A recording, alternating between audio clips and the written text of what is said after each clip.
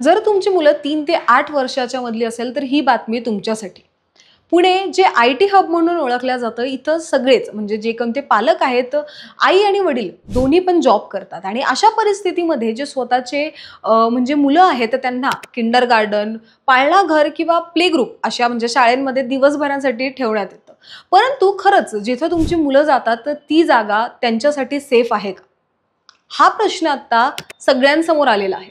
कारण की पुण्यामध्ये जर आपण डेटाच्या हिशोबाने बोलायला गेलो तर फक्त 69 ज्या ह्या प्री स्कूल्स किंवा हे पाळणा घरं जे आहेत इतकाच आकडेवारी जी आहेत तेवढी नोंद झालेली आहे. बाकी जे आहेत ते म्हणजे बिना परमिशनचे किंवा बिना लीगल म्हणजे कारवाई न करता चालू असणारे हे म्हणजे सगळे शाळा आहेत. जर आपण बघायला गेलो पौड रोड, कोथरूड, कर्वेनगर, वारजे हे जे मेन पुण्यातले जे मेन सिटीज म्हणजे मेन एरिया आपण म्हणू, या एरियाजमध्ये प्रत्येक गल्लीमध्ये तुम्हाला एक पाळणाघर किंवा प्री प्रायमरी शाळा ही दिसेलच.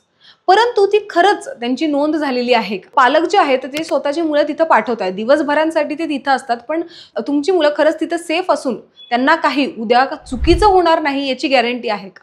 पालकांनी ॲडमिशन करायच्या आधी जागा, त्यानंतर शिक्षण, शिक्षक जे तिथं आहेत त्यांची पहिल्याचं शिक्षण काय झालेलं आहे, त्यांच्याकडे डिग्री कोणत्या आहेत आणि त्यानंतर जी लीगल रजिस्टर नंबर आहे त्या शाळेचा, ह्या सगळ्या गोष्टी पालकांनी चेक करायला पाहिजे. आता तुमची जर मुलं अशा शाळेत जात असतील तर तुम्ही पण एकदा जाऊन ह्या गोष्टींवर लक्ष घालून चेक करा. त्यावर तुम्हाला काय वाटतंय मला कमेंटच्या माध्यमातून सांगायला विसरू नका आणि पाहत राहा न्यूज डॉट्स.